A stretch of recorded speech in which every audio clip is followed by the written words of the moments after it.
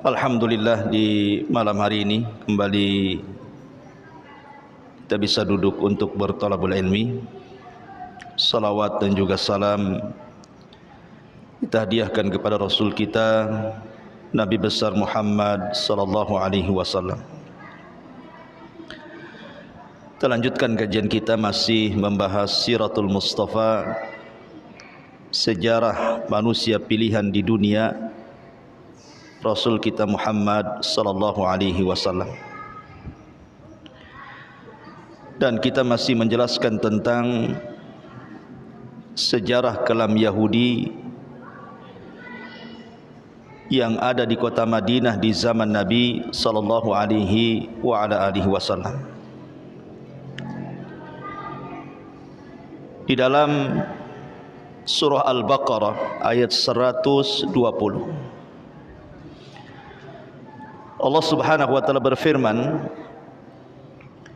"Walan tarda ankal yahudu walan nasara hatta tattabi'a millatahum." Selamanya tidak akan redha kepadamu wahai Muhammad orang-orang Yahudi ataupun Nasrani sehingga kalian mengikuti agama mereka. Kalimat lan yang masuk pada fi'lul mudhari ini dipahami oleh sebagian ahli tafsir, maksudnya lan li ta'bid. Lan li ta'bid itu artinya lan yang memiliki makna selamanya. Artinya selamanya orang-orang Yahudi dan Nasrani itu tidak akan redha sampai kita mengikuti mereka. Dengan tegas Al-Quran mengatakan bahwa namanya Yahudi dan Nasrani itu tidak akan pernah redha kepada kita kaum muslimin. Makanya mereka akan berusaha dengan cara mereka untuk menyesatkan orang Islam supaya berkiblat kepada mereka. Dan ini kita bisa lihat di dalam sejarah Nabi sallallahu alaihi wasallam ketika Rasul hijrah dari Mekah ke Madinah, bagaimana muamalah orang-orang Yahudi kepada Nabi. Padahal ikhwatu fiddin yang dimuliakan Allah Subhanahu wa taala, sering saya katakan bahwa orang Yahudi itu mereka lebih paham akan kedatangan Nabi sallallahu alaihi wasallam dibandingkan orang-orang musyrik Khazraj dan Aus. Karena orang-orang musyrik tidak punya maklumat akan kenabian. Mereka para penyembah berhala. Tapi orang Yahudi itu diturunkan Taurat kepada mereka, sebagaimana orang Nasrani diturunkan Injil kepada mereka. Taurat dan Injil itu sudah mengisyaratkan akan kemunculan Nabi akhir zaman. Coba anak-anak ditenangkan ya, di belakang itu ya, ribut sekali. Jadi harusnya yang beriman kepada Nabi sallallahu alaihi wasallam itu kan Yahudi dan Nasrani kan, karena punya maklumat harusnya kan. Tapi kenapa kemudian orang Khazraj dan Aus yang kemudian mereka rame-rame masuk Islam, yang kemudian kita kenal dengan sebutan Ansar, orang-orang Ansar, kan terbalik, menunjukkan bahwa hidayah itu milik Allah.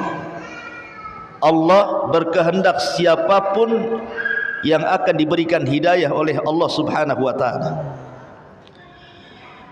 Ibnu Ishaq, seorang muarrikh ahli tarikh, menceritakan sebuah kisah dari Ummul Mukminin Safiyah bintu Huyai ibn Akhtab. Safiyah ini salah satu istri Nabi sallallahu alaihi wasallam. Dia putri daripada pembesar Yahudi namanya Huyai ibn Akhtab.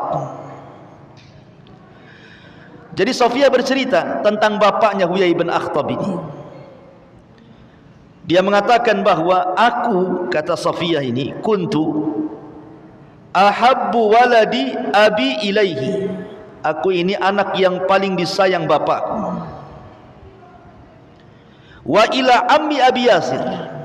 Bahkan pamanku namanya Abi Yasir juga sangat mencintai aku dibandingkan anak-anaknya. Jadi Safiyah ini memang walaupun dia seorang wanita tetapi sangat dicintai ayahnya dan sangat dicintai pamannya Abu Yasir melebihi anak-anaknya. Kata Safiyah, ketika Nabi SAW datang dari Mekah ke Madinah hijrah, jadi bapakku, maksudnya Huyai ibn Akhtab ini, dengan pamanku Abi Yasir ingin mengintai apakah betul yang datang itu seorang nabi atau orang yang ngaku-ngaku nabi. Ini dua orang Yahudi ini kemudian akhirnya mengintai Nabi SAW, yang ketika itu disebutkan bahwa Nabi SAW baru sampai di Kuba, di kabilah Amr ibn Auf, dan Nabi SAW singgah di situ. Akhirnya kemudian pagi-pagi buta nih Huyai ibn Akhtab ini dan Abi Yasir kemudian bertolak dari rumahnya menuju Bani Amr ibn Auf ini, sambil kemudian memperhatikan Nabi SAW. Lama mereka memperhatikan dari pagi sampai sore, baru mereka pulang. Setelah kemudian mereka pulang, kata Safiyah ini yang menceritakan istri Nabi ini, aku melihat wajah ayahku tidak seceria ketika dia berangkat, murung wajahnya. Kemudian aku pun menguping apa yang dibicarakan bapakku Huyai ibn Akhtab dengan Abu Yasir pamanku. Katanya Abi Yasir berkata kepada Huyai ibn Akhtab, huwa, apakah memang itu yang engkau lihat bahwa memang dia seorang nabi? Abu Yasir berkata ini kepada Huyai ibn Akhtab, apakah dia memang seorang nabi? Huwa, katanya. Maka kata Huyai ibn Akhtab, na'am, ya, wallahi dia itu nabi, katanya. Karena sudah kucocokkan alamat tanda-tanda yang kubaca dalam Taurat persis seperti apa yang ada pada dia, katanya. Tapi lihat bagaimana hasadnya orang Yahudi ini. Katanya kemudian Abi Yasir berkata lagi, bagaimana pendapatmu tentang dia? Apakah kita harus ikut dia? Maka lihat jawaban Huyai ibn Akhtab, qala adawatuhu wallahi ma baqaitu, katanya. Demi Allah, selama aku hidup aku akan jadi musuh dia selamanya, katanya. Dia sudah tahu dia nabi, tapi dia malah mengatakan seperti itu. Demi Allah, selama aku masih hidup aku akan jadi musuhnya, katanya. Padahal ketika ditanya oleh Abu Yasir, huwa, apakah dia nabi? Kata Huyai ibn Akhtab, iya dia nabi, ciri-cirinya persis, katanya. Sehasad itu orang Yahudi. Kenapa begitu hasadnya orang Yahudi? Karena apa yang mereka inginkan, bahwa nabi itu lahir dari lingkungan Yahudi, rupanya pula orang Arab, yang selama ini mereka berperang melawan orang Arab. Kok nabi dari musuhnya pula, gitu. Sehingga itulah yang menjadikan Huyai ibn Akhtab tidak terima. Padahal sudah jelas dia nabi, dicocokkan cara ciri-cirinya juga nabi, dan dia itu yakin nabi, tapi dia justru bersumpah akan menjadi musuh selama dia masih hidup. Ngeri orang Yahudi itu. Tahu kebenaran, akan tetapi kemudian dilanggar kebenaran itu. Ma'asyiral muslimin yang dimuliakan Allah Azza wa Jalla, ditambah-tambah ketika Nabi SAW sampai di kota Madinah, banyak turun ayat kepada Rasul dari ayat-ayat Al-Quran yang kemudian menyingkap borok-borok orang Yahudi, sehingga kemudian orang-orang Yahudi tidak terima, makin hasad dia. Bukannya kemudian diluruskan itu makin benar, makin hasad. Contoh, orang Yahudi menganggap Uzair itu anak Tuhan. Wa qalatil yahudu Uzairun ibnullah. Orang-orang Yahudi berkata dalam surah At-Taubah bahwa Uzair itu anak Allah. Datang Rasul dan membantahnya, qul huwallahu ahad, katakan Allah itu esa, lam yalid wa lam yulad, dia tidak melahirkan dan tidak dilahirkan. Rontoklah akidah Yahudi yang mengatakan Uzair itu anak Allah. Kemudian mereka mengatakan nahnu ahibbah ilallah, katanya kami ini orang-orang yang dipilih oleh Allah, kami ini orang-orang pilihan Allah. Itu pengklaiman orang Yahudi dari dulu sampai sekarang. Orang Yahudi itu menganggap bahwa mereka itu turunan Allah Azza wa Jalla. Nahnu abna'ullah wa ahibbah. Al-Quran mengatakan seperti itu.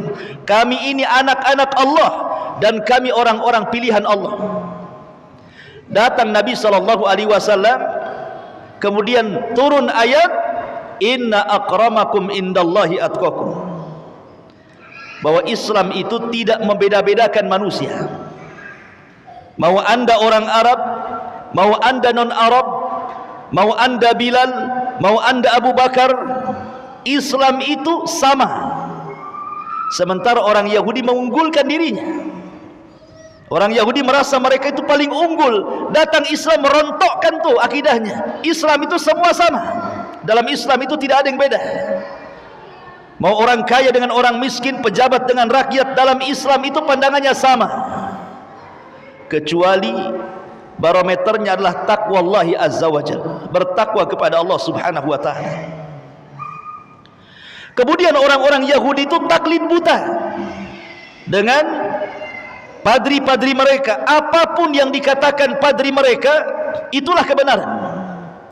Datang Islam membatalkan taklid buta itu, bahwa kebenaran hanyalah milik Allah dan Rasulnya.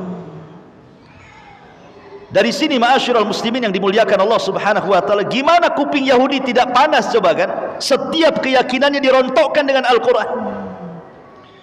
Sementara Allah subhanahu wa ta'ala menggambarkan bagaimana orang-orang Yahudi itu kecintaan mereka kepada dunia luar biasa, walaupun mereka miskin. Allah mengatakan dalam Al-Quran, wala tajidannahum ahrasan nasi ala hayatin minal ladzina asyraku yawaddu ahaduhum law yu'ammaru alfasanatin wa ma huwa bimuzahzihi minal azab an yu'ammar wallahu basirum bima ya'malun. Dan sesungguhnya kamu tidak akan mendapati mereka, manusia-manusia yang paling rakus terhadap kehidupan dunia, melebihi mereka, baik orang-orang Yahudi ataupun orang-orang musyrik. Masing-masing mereka ingin agar diberikan umur 1000 tahun, padahal umur panjang itu sekali-kali tidak akan menjauhkan mereka dari azab Allah, dan Allah Maha mengetahui apa yang mereka kerjakan. Jadi orang Yahudi itu ikhwatu fiddin, miskin-miskinnya mereka, maka mereka orang yang paling menyembah dinar dan dirham, dan mereka orang yang paling menyombongkan diri, sehingga orang Yahudi menganggap di luar Yahudi itu seperti binatang. Dan itu disebutkan dalam muktamar-muktamar mereka. Sampai hari ini kita ini dianggap binatang oleh orang-orang Yahudi itu. Tidak ada kimah bahasa Arabnya, tidak ada nilainya di mata mereka. Makanya wajar kalau seandainya di zaman Nabi SAW Yahudi itu su'ul adab, buruk adabnya, baik kepada Allah, baik kepada Rasulullah, baik kepada kalamullah Al-Quranul Karim. Saya akan sebutkan 3 kisah yang berkaitan dengan su'ul adab ini. Kisah yang pertama, bagaimana buruk akhlaknya orang-orang Yahudi itu kepada Allah. Ma'asyiral muslimin yang dimuliakan Allah Azza wa Jalla, dikisahkan oleh Abdullah ibn Abbas radhiyallahu anhuma tentang kisah Abu Bakar Siddiq radhiyallahu anhu. Jadi suatu ketika kata Abdullah ibn Abbas radhiyallahu anhuma, dakhala Abu Bakrin as-Siddiq radhiyallahu an baita al-midras. Suatu ketika Abu Bakar berjalan-jalan kemudian masuk ke perpustakaannya orang Yahudi. Jadi di situ tempat markasnya orang Yahudi belajar, midras namanya. Fawajada min Yahud nasan katsiran wa qad ijtama'u ila rajulin minhum yuqalu lahu Finhas. Tiba-tiba Abu Bakar Siddiq radhiyallahu anhu melihat kok ramai orang-orang Yahudi di situ, sedang belajar kepada seorang padri yang namanya Finhas. Yahudi ini, rahib ini namanya Finhas. Kana min ulamaihim wa akhbarihim. Si Finhas ini termasuk ulama Yahudi dan termasuk ahli ibadahnya dari kalangan Yahudi. Wa ma'ahu habrun yuqalu lahu Asya'. Dan di samping Minhas ini ada seorang padri juga namanya Asya'. Jadi ada dua di situ padri yang sedang mengajar. Satu namanya Finhas, satu namanya Asya'. Dua-duanya tokoh besarnya Yahudi. Dan manusia berkumpul kepada Asya'. Jadi Abu Bakar Siddiq radhiyallahu an mendatangi Finhas, pembesar Yahudi ini. Kemudian mengatakan, "Waihaka ya Finhas, ittaqillah wa aslim. Fa wallahi innaka la ta'lam anna Muhammadan Rasulullah qad ja'akum bil haqqi min indillah tajidunahu maktuban indakum fit Taurati wal Injil." Lihat keberanian Abu Bakar. Ya. Dia datang kepada pendeta Yahudi. Apa kata Abu Bakar? "Wahai Finhas, salahkah engkau? Masuklah kau ke dalam Islam. Demi Allah, bukankah engkau sudah tahu bahwa Muhammad adalah utusan Allah dan sungguh telah datang kepada kalian kebenaran dari sisi Allah yang kalian ketahui dan ditulis di dalam kitab kalian Taurat dan Injil bahwa Muhammad itu Rasulullah. Masuklah kau ke dalam Islam."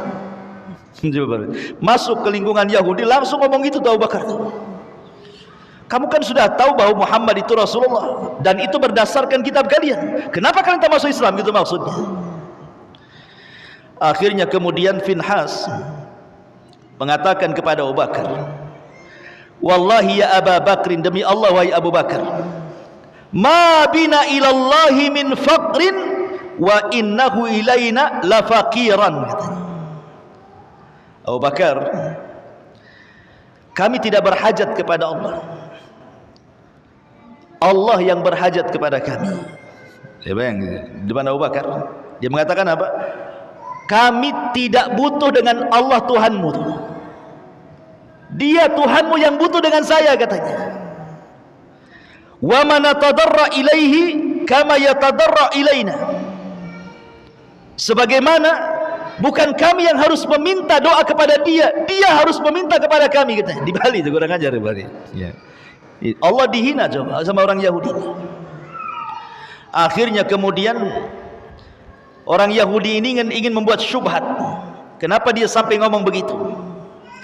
Wahai Abu Bakar, bukankah dalam kitabmu, maksudnya Al-Quran, ada ayat, "Man dzalladzi yuqridullaha qardan hasana fayudha'ifahu lahu adhafan katsira wallahu yaqbid wa yabsut wa ilaihi turja'un."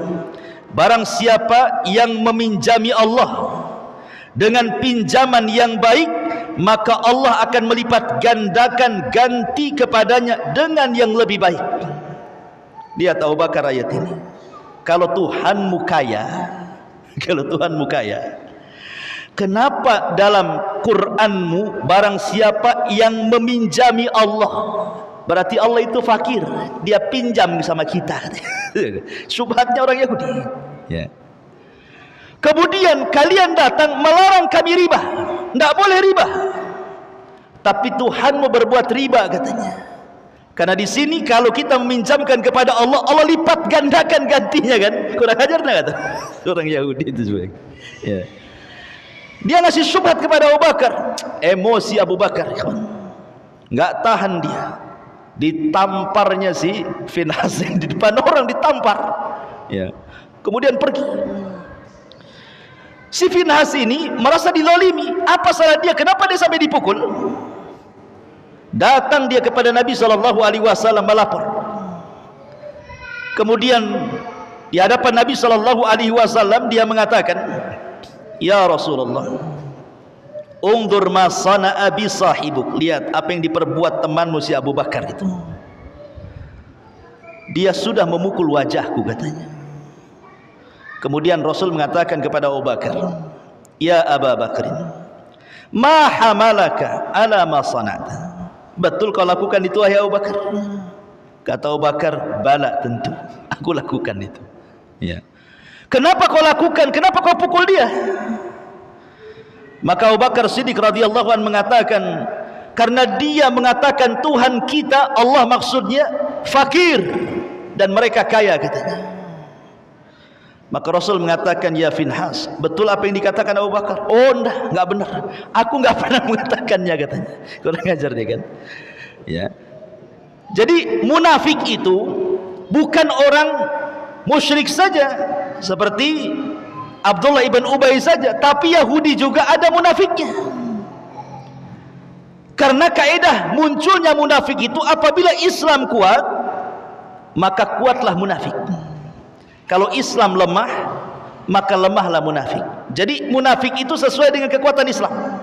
Kalau Islam kuat, munafiknya makin kencang. Kalau Islam lemah, justru nggak ada munafik. Ngapain kalau Islam lemah jadi munafik? Jadi kafir aja lah. Kan gitu bahasanya. Makanya karena Islam kuat jadi munafik dia. Jadi ada orang Yahudi yang munafik juga. "Oh enggak, aku nggak ngomong gitu sama Bakar." "Kadzabta ya Abu Bakrin, dusta kau ya Abu Bakar," katanya. Maka kemudian Allah Subhanahu wa taala turunkan ayat karena Abu Bakar, karena masalahnya tidak ada saksi. Sehingga kemudian Abu Bakar tidak bisa membela diri, kan begitu. Tapi ucapan Abu Bakar hak, makanya Allah turunkan ayat.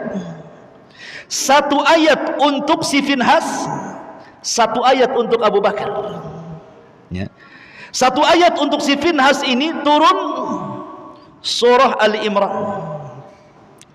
Turun surah kepada Abu Bakar turun surah Al-Imran, "La tublawunna fi amwalikum wa anfusikum wa la tasma'unna minal ladzina utul kitaba min qablikum wa minal ladzina asyraku adzan katsira wa in tasbiru wa tattaqu fa inna dzalika min azmil umur."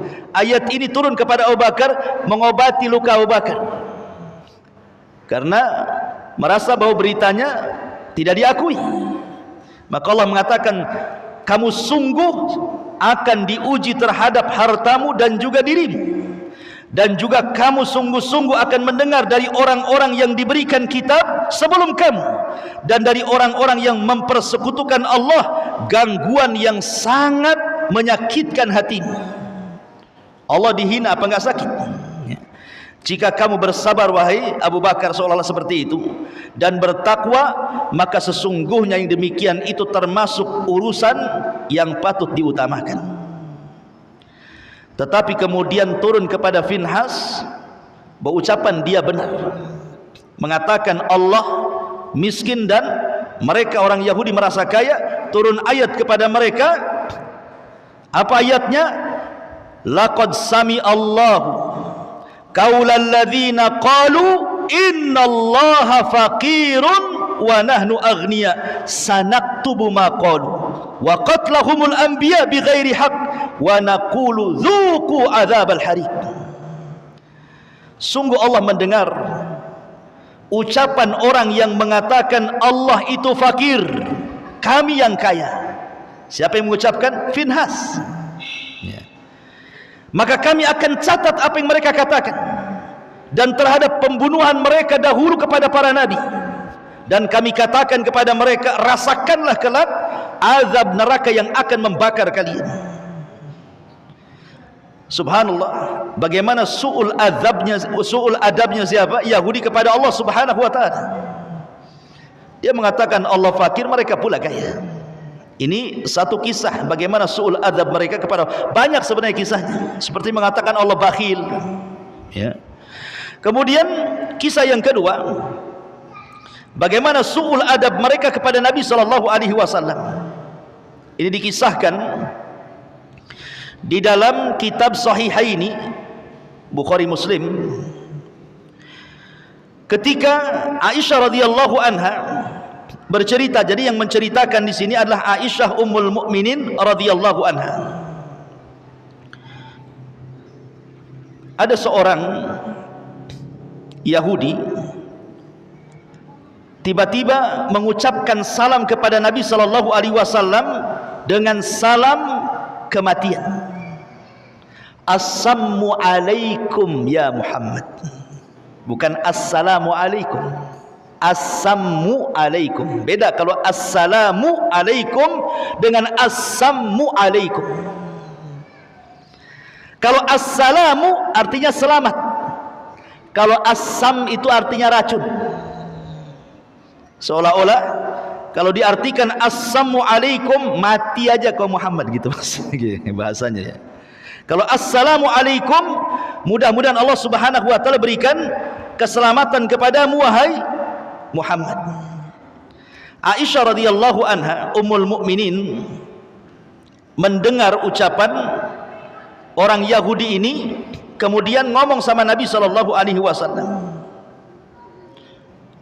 Ya Rasulullah, kata Aisyah, kenapa kau tidak jawab mereka dengan membalik kata-kata mereka? Bukankah mereka adalah abna'u al-khanazir, anak-anaknya babi katanya. Aisyah mengatakan abna'u al-khanazir, karena orang-orang Yahudi dikutuk menjadi kera dan babi kan begitu ya. Kunu qiradatan khasiin kan itu. Jadi Aisyah radhiyallahu mengatakan, kenapa kau tidak balas mereka? Bukankah mereka adalah abna'u al-qiradata wal khanazir, anak-anaknya kera dan babi, kata Aisyah. Apa kata Nabi SAW? Wahai Aisyah, jangan seperti itu. Islam tidak mengajarkan kekotoran bicara. Rasul mengajarkan adab, jangan dibalas keburukan dengan keburukan, balaslah keburukan dengan kebaikan. Rasul ingin mentarbiah istrinya nih.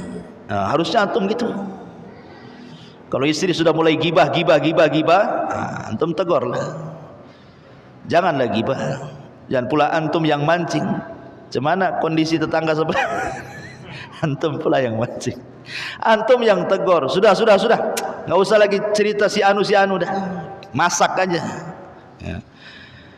Jadi Aisyah radhiyallahu anha emosi Aisyah, Rasul itu nggak terpengaruh sebenarnya. Mau dicaci maki Rasul sudah biasa. Lebih parah lagi ketika dia berada di Mekah kan gitu ya. Dikatakan gila, dikatakan tukang sihir, sudah biasa bagi Nabi. Apalagi hanya mengatakan assalamualaikum. Rasul itu tidak dimasukkan ke dalam hati. Dan ini tarbiyah bagi kita kan. Kalau ada orang-orang yang mengucapkan kalimat buruk kepada kita, tidak perlu masuk ke dalam hati. Cukup masuk telinga kanan, melesat ke telinga kiri. Kalau perlu masuk ke telinga kanan, mental lagi tidak sempat masuk otak. Jadi tidak sakit kali hati kita ini. Itulah tarbiyah Nabi. Akhirnya Nabi SAW mengatakan, sesungguhnya sudah ku jawab, tetapi dengan sebutan wa'alaikum, kamu saja. Nah, gitu maksudnya. Jadi kalau mereka mengatakan mati aja kau Muhammad, kata Rasul wa'alaikum, kau saja yang mati. Gitu maksudnya. Tidak perlu ditambah-tambah kalimatnya. Ya. Tapi lihat bagaimana su'ul adab di sini kan. Jelek sekali mereka adabnya kepada Nabi SAW itu. Begitulah su'ul adabnya orang-orang Yahudi. Jadi kalau hari ini kemudian ada orang-orang yang mencela Rasul, menghina Rasul, istihza kepada Rasul, su'ul adab kepada Rasul, dengan mengatakan khamar minuman nabilah, kata subhanallah, naudzubillah. Ma'asyiral muslimin yang dimuliakan Allah Azza wa Jalla. Kemudian yang ketiga, bagaimana su'ul adab mereka terhadap Al-Quran, terhadap Al-Quranul Karim. Ketika orang-orang Yahudi datang kepada Nabi SAW bertanya soal ruh, apa itu ruh? Maka Nabi terdiam, karena Nabi tidak punya jawaban. Nabi tidak boleh menjawab dengan hawa nafsunya. Nabi itu harus menjawab dengan wahyu yang diwahyukan kepadanya. Wa ma yantiqu anil hawa in huwa illa wahyun yuha. Rasul itu tidak pernah mengucapkan dengan hawa nafsunya. Pasti setiap ucapannya wahyu yang Allah wahyukan kepadanya. Karena Allah yang mengatakan, "Lau taqawwala alaina ba'dal aqawil la akhadna minhu bil yamin thumma laqata'na minhul watin." Muhammad, kalau engkau berani, kata Allah, mengucapkan sebuah pendapat yang tidak bersumber dariku, kata Allah, ku tarik tangan kananmu, ku potong urat nadimu. Jadi Allah mengancam, ya, tidak boleh Rasul mereka-reka yang Allah tidak katakan. Makanya Rasul diam saja karena tidak tahu jawabannya. Maka turunlah ayat, wa yas'alunaka 'anir ruh qulir ruhu min amri rabbi wa ma utitum minal ilmi illa qalila. Mereka bertanya-tanya kepada wahai Muhammad soal ruh. Katakan ruh itu urusan Rabbku, dan tidaklah kalian diberikan ilmu kecuali sedikit. Yang ingin saya bahas adalah wa ma utitum minal ilmi illa qalila. Tidaklah kalian diberikan ilmu oleh Allah kecuali sedikit. Ketika orang Yahudi mendengar ayat ini, tidaklah kalian diberikan ilmu kecuali sedikit, datang dia kepada Nabi, wahai Muhammad, kalimat itu untuk kalian atau untuk kami? Wa ma utitu minal ilmi illa qalila, ini itu maksudnya khitabnya untuk kalian orang Islam atau untuk kami orang Yahudi? Kata Nabi SAW, kullan, semuanya kena. Mau kami orang Islam, mau kalian orang Yahudi, tidaklah Allah memberikan ilmu kecuali sedikit. Mulai mereka membuat syubhat, kemudian mengatakan, ya Muhammad, bukankah dalam kitab maksudnya Al-Quran, ya, ada kalimat bahwa telah diturunkan Taurat dan juga Injil, fiha tibyanan likulli syai', bahwa Taurat dan Injil itu sebagai penjelas terhadap segala sesuatu. Kalau memang Taurat dan Injil yang disebutkan dalam Qur'anmu itu menjelaskan segala sesuatu sebagai penjelas segala sesuatu, kenapa pula kemudian Allah mengatakan kalian tidak diberikan ilmu kecuali sedikit? Ini kan kontradiktif dengan ayat ini. Katanya sedikit, tapi Taurat dijelaskan dalam Al-Quran sebagai penjelas segala sesuatu. Kan banyak artinya gitu maksudnya.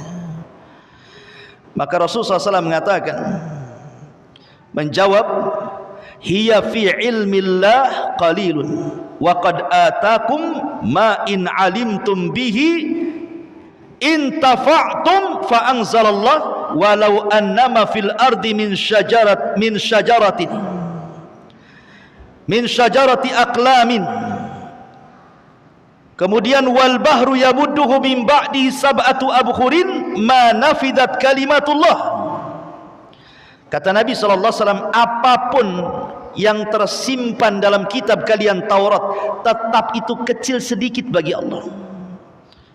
Kemudian Allah turunkan, seandainya seluruh bumi ini ditanam pohon, kemudian pohon itu menjadi pena, dan 7 lautan menjadi tintanya, kata Allah, kalimat-kalimat Allah tidak akan putus, saking banyaknya, ya. Jadi lihat bagaimana su'ul adab mereka terhadap Al-Quran. Mereka mau itu membantah saja, mengadu-adukan satu ayat dengan yang lainnya. Itulah ciri khasnya Yahudi, su'ul adab, buruk adab kepada Allah, buruk adab kepada Rasulullah, dan buruk adab kepada Al-Quranul Karim. Maka siapapun yang tidak punya adab kepada Allah, kepada Rasul dan Al-Quran, maka tidak ubahnya kalian dengan orang-orang Yahudi. Karena itulah ciri mereka orang Yahudi, tidak punya akhlak terhadap Allah, terhadap Rasul, dan terhadap Al-Quranul Karim. Ma'asyiral muslimin yang dimuliakan Allah Subhanahu wa ta'ala. Kemudian kalau kita melihat beberapa perangai orang Yahudi, orang Yahudi ini ikhwatu fiddin, di antara perangai yang buruk adalah mereka tidak suka persatuan kaum muslimin. Karena kan semakin banyak masalahnya orang yang masuk Islam di kota Madinah itu makin banyak, sesaklah itu dadanya Yahudi itu. Sehingga kemudian dikisahkan nih satu kisah. Jadi ada seseorang Yahudi yang mengutus untuk mengadu domba orang-orang Khazraj dan Aus yang sudah masuk Islam. Jadi mereka itu sudah jadi sahabat Nabi SAW.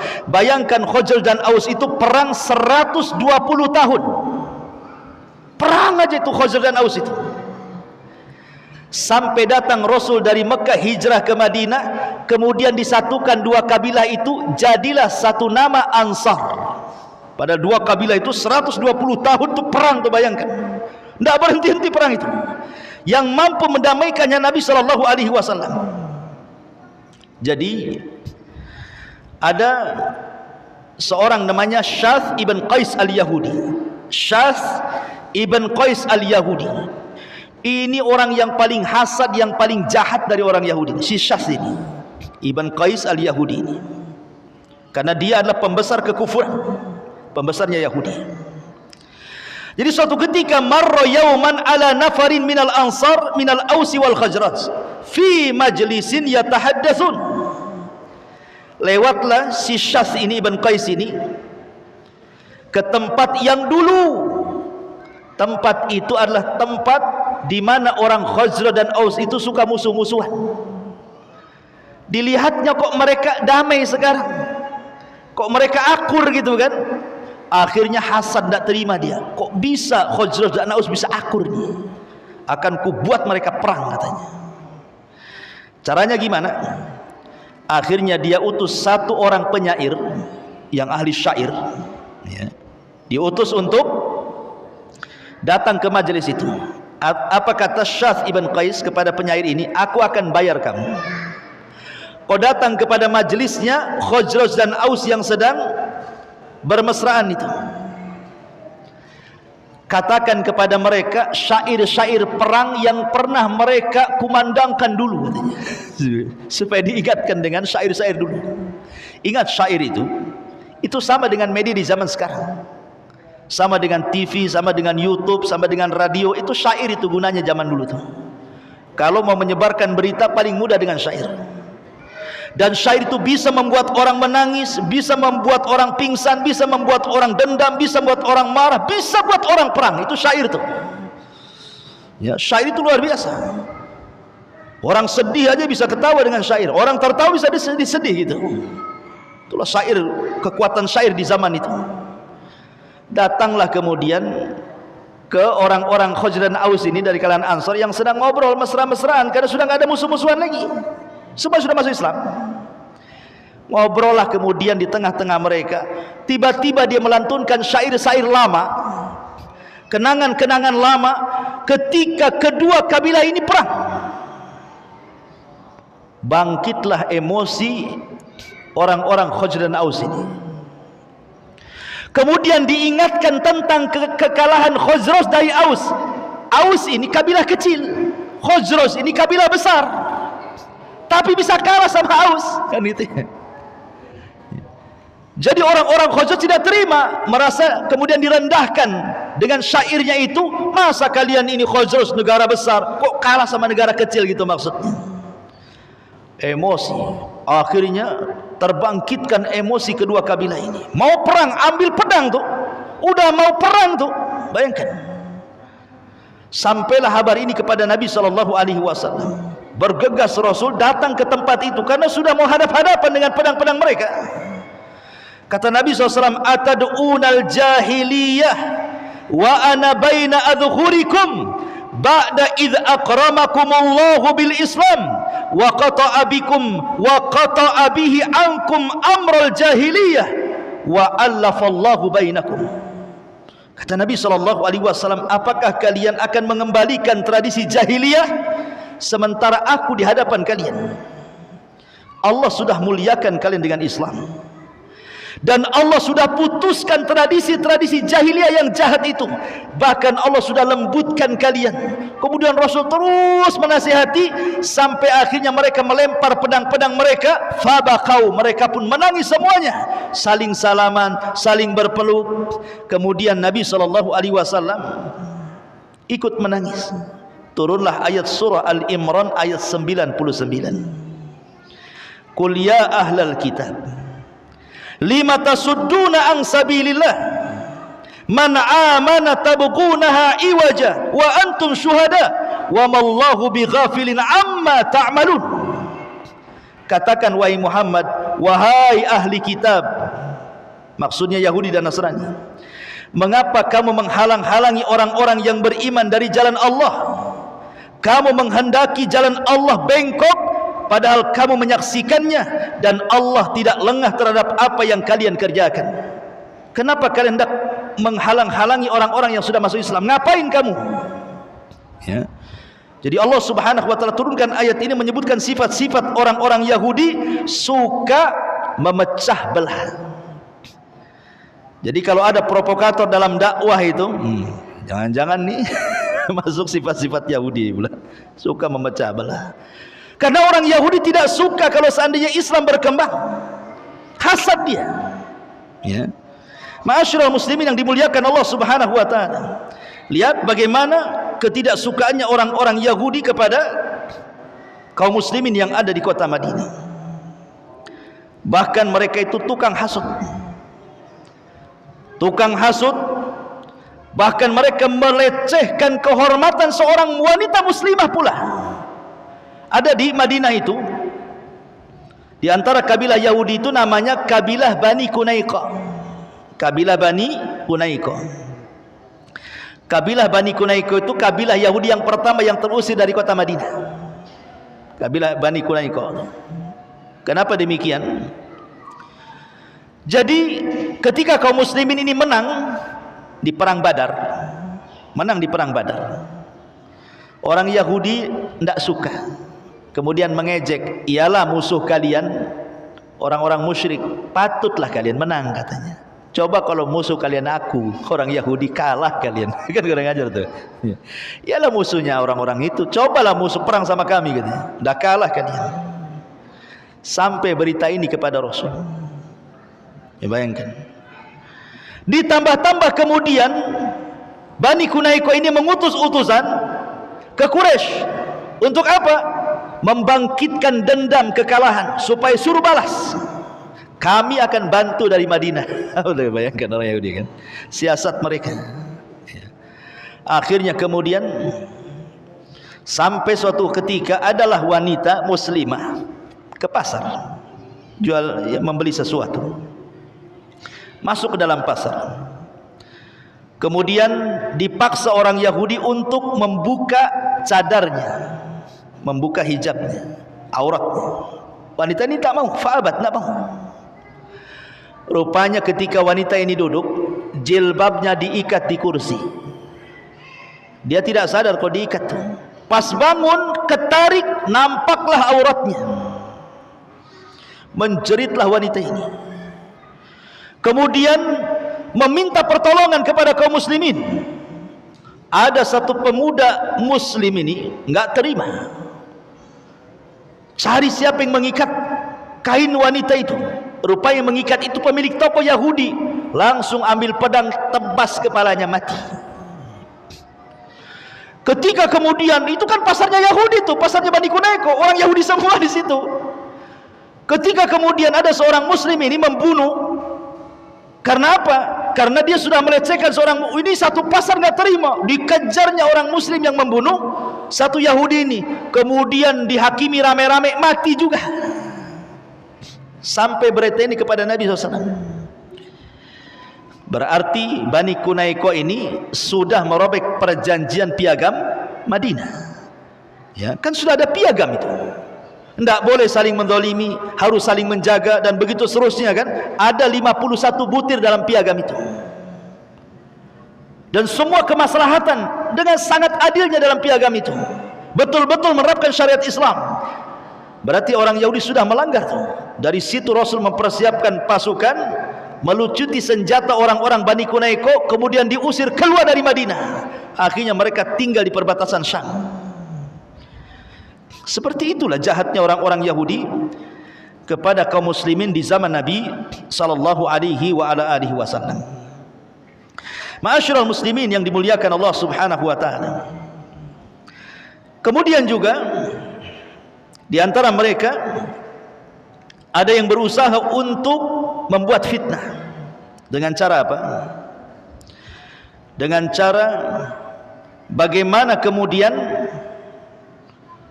mengolok-olok kaum muslimin, sebagaimana yang sudah saya jelaskan tadi, sehingga mereka harus berpecah. Terkadang juga supaya orang-orang yang sudah masuk Islam ragu-ragu dengan keislamannya. Jadi mereka membuat tasykik, keraguan. Cemana nih caranya? Orang-orang itu kembali kepada kekufuran mereka, balik lagi kepada kemusyrikan itu, jangan masuk ke dalam Islam. Caranya bagaimana? Membuat tasykik, membuat keraguan-raguan. Dengan cara apa mereka membuat keraguan-raguan? Dengan cara memperbanyak tanya kepada Nabi SAW. Jadi mereka itu caranya ada dengan cara mendebat di hadapan para sahabat. Nanti kalau Rasul tidak bisa menjawab, tengok Nabi kalian tidak bisa jawab. Dan itu dijelaskan dalam beberapa riwayat bagaimana orang Yahudi ini berusaha untuk meragukan kaum muslimin dari agama Islam. Contoh beberapa kasus. Ketika orang-orang Yahudi ditanya oleh Nabi sallallahu alaihi wasallam, "Man ahlun nar?" Siapa penduduk neraka? Siapa penduduk neraka? Maka orang Yahudi mengatakan, "Nahnu, kami penduduk neraka.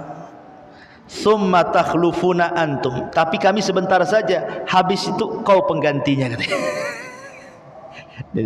Iya betul, kami penduduk neraka, tapi sebentar saja. Berapa hari? 40 hari saja. Makanya turun ayat, wa qalu lan tamassana an-nar illa ayyaman ma'dudat, katanya. Kalaupun kami harus masuk neraka, paling beberapa hari di neraka itu. Ada yang mengatakan 40 hari diambil dari kesalahan Bani Israel ketika ditinggal Nabi Musa mengambil Taurat, mereka menyembah patung anak sapi. Ya 40 hari itulah kesalahan kami, katanya. Habis itu kalian yang gantikan, kalian kekal di dalamnya, katanya. Maka Rasul mengatakan, kadzabtum, dusta kalian. Laqad alimtum anna la nukhlifukum. Kalian sudah tahu enggak mungkin kami jadi ganti kalian di neraka. Kalian akan dikekalkan di dalamnya. Makanya turun ayat, wa qalu lan tamassana nar illa ayyaman ma'duda. Qul attakhadtum indallahi ahdan fala yukhlifallahu ahdah am taquluna 'alallahi ma la ta'lamun. Mereka berkata, neraka tidak akan menyentuh kami kecuali beberapa hari saja. Ada yang mengatakan beberapa hari di sini, ada yang mengatakan 40 hari, ada yang mengatakan 1 minggu saja. Karena orang Yahudi meyakini bahwa umur dunia itu 7,000 sana, 7.000 tahun. Mereka mengatakan umur dunia itu 7.000 tahun. Wa anna Allah yu'adzibun nas fin nar bi kulli alfi sanatin min ayyamid dunya yauman wahidan. Dan Allah akan mengazab manusia di neraka setiap 1000 tahun, ya, dengan kehidupan dunia, maka akan dikecualikan 1 hari. Jadi kalau 7 kali berarti 7 hari saja, itu yang 1 hari milik kami, katanya. Kami tidak akan diazab 7 hari. Itu satu riwayat yang mengatakan 40 hari saja. Tapi itu kan angan-angan mereka. Kenapa demikian? Orang-orang Yahudi itu menganggap mereka itu ahli jannah. Masalahnya mereka lah yang paling benar, yang paling dicintai Allah, manusia pilihan, ya. Dan mereka tidak mungkin dihinakan Allah. Tapi Allah Subhanahu wa taala katakan kepada mereka, "Qul in kanat lakumud darul akhirah indallah khalisatan min dunin nas fatamannawul mauta in kuntum shadiqin." Hei orang-orang Yahudi, seolah-olah begitu. Katakan ya Muhammad, hei orang-orang Yahudi, jika negeri akhirat di sisi Allah khusus untuk kalian, maksudnya kalau kalian mati pasti masuk surga, dan kalaupun masuk neraka hanya beberapa hari saja. Kalau memang kalian merasa menguasai surga, bercita-cita matilah kalian. Harusnya kan kalian bercita-cita mati, kan? Cepat mati, cepat masuk surga, kan begitu? Katakan ya Muhammad kepada mereka, kalau memang negeri akhirat di sisi Allah itu khusus untuk kalian saja, mintalah kematian kepada Allah segera kalian. Kalau kalian benar supaya cepat mati masuk surga, kan begitu? Tapi apa yang terjadi? Walayatamannawnahu abadan bima qaddamat aydihim wallahu alimun bizzalimin. Tetapi mereka tidak akan menginginkan kematian itu sama sekali, karena dosa-dosa yang telah dilakukan tangan-tangan mereka. Mustahil ada orang Yahudi berangan-angan mati.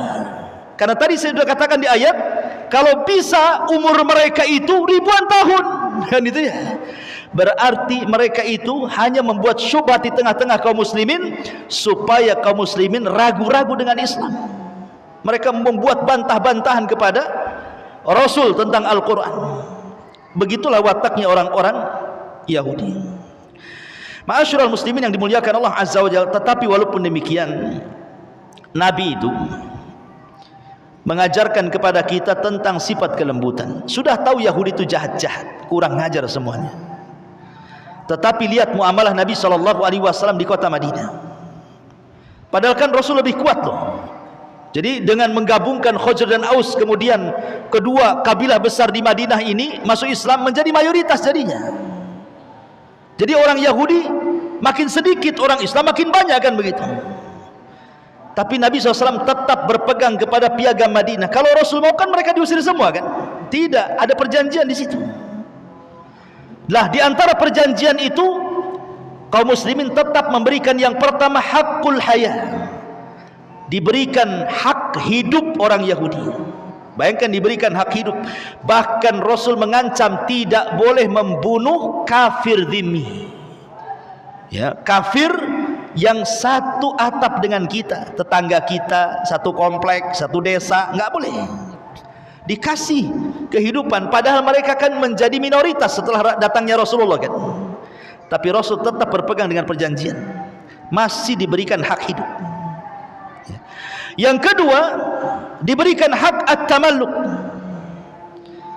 Mereka boleh menguasai harta mereka sendiri. Mau berniaga sesuka mereka silahkan, tidak dirampas hartanya. Mereka bebas di kota Madinah, asal jangan keluar dari perjanjian saja. Kemudian juga hakul himayah wa difa. Kalau ada orang yang menyerang mereka, Islam membelanya. Kurang apa tuh? Kamu kalau punya musuh di luar, mereka mau menyerang kamu, kami yang akan jadi bentengmu. Bayangkan, dikasih perlindungan lagi. Kemudian juga hakul adli,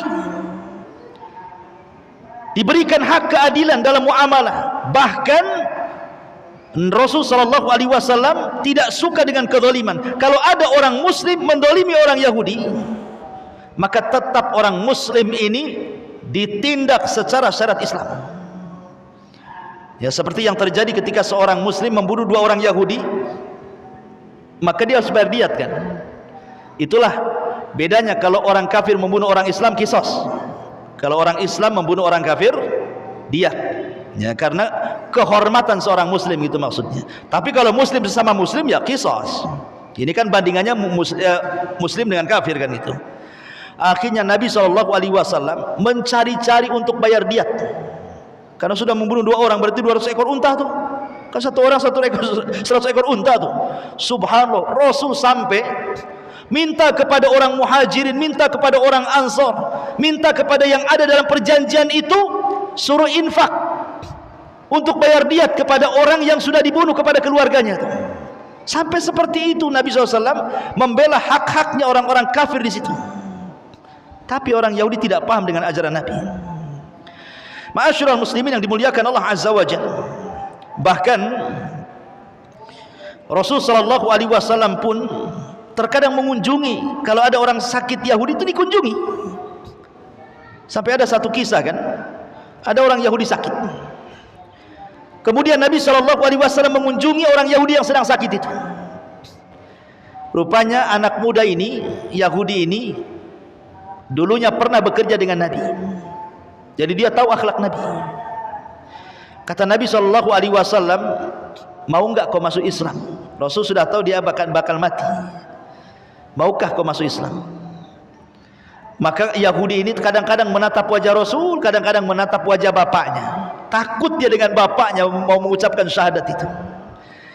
Entah gimana bapaknya justru mengatakan ati Abul Qasim, ikuti ucapan Abul Qasim, maksudnya Rasulullah. Maka Yahudi mengatakan asyhadu an la ilaha illallah wa annaka rasulullah, kemudian mati. Kemudian Rasul keluar rumah, angkat tangannya tinggi-tinggi dan mengatakan apa? Alhamdulillah alladzi anqadahu minan nar. Segala puja dan puji bagi Allah yang telah menyelamatkan si Yahudi itu dari api neraka, katanya. karena dia masuk Islam baru mati. Ya berarti wala tamutunna illa wa antum muslimun kan gitu. Berarti dia mati di atas Islam. Bahkan ketika Nabi SAW disihir oleh siapa? Labid ibn Asam, jelas-jelas disihir. 6 bulan Rasul kena sihir sampai linglung Rasul, ya. Sampai dia merasa sudah mandi junub, padahal tidak junub, tetapi tidak mempengaruhi wahyu. Sekali lagi, hanya kelemahan kepada fisiknya saja.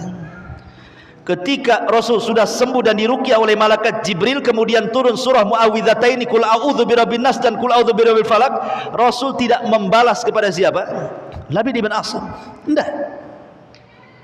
Bisa saja kan Rasul membalas, kan sudah tahu tuh yang menyihirnya siapa kan? Rasul tidak balas, dibiarkan Labid bin Asam. Bahkan orang yang meracun Nabi sekalipun, Zainab bintul Haris, ketika Nabi SAW pulang dari Khaybar, dan itu terakhir peperangan melawan Yahudi dan KO, sehingga tidak ada lagi orang Yahudi, sudah habis di Khaybar. Akhirnya dendam orang Yahudi, cemana ini caranya menghalangi dakwah ini, kami sudah nggak sanggup berperang melawan Rasulullah. Akhirnya mereka pun berinisiatif untuk meracuni Nabi. Tanyalah Zainab bintul Haris ini, makanan apa kesukaan Nabi itu? Oh, pahanya daging kambing katanya. Dimasakkanlah paha daging kambing, dilumuri racun, kemudian dia pun mengundang Rasul yang memang kebetulan kehabisan bekal pulang dari Khaybar. Kemudian dijamulah di rumahnya Zainab bintul Haris ini. Oh, sahabat sudah siap makan tuh, lezat daging kambing. Kemudian Nabi SAW sempat makan dia, dan sempat tercicipi racunnya. Tiba-tiba daging itu berbicara, jangan kau makan lagi katanya, aku sudah dilumuri racun. Langsung dilempar sama Nabi, ya, lempar sama Nabi. Kata Rasulullah kepada sahabatnya, jangan ada yang makan, itu makanan dan racunnya semuanya. Rupanya ada satu sahabat Rasul yang ikut termakan racun. Satu sahabat Rasul ikut termakan racun. 1 tahun setelahnya mati. Tapi Nabi SAW tidak mengkisos wanita itu. Selama 1 tahun Rasul tidak mengkisos wanita itu, tidak membalas, maksudnya pada jelas-jelas ngasih racun kan. Rasul membiarkan wanita itu.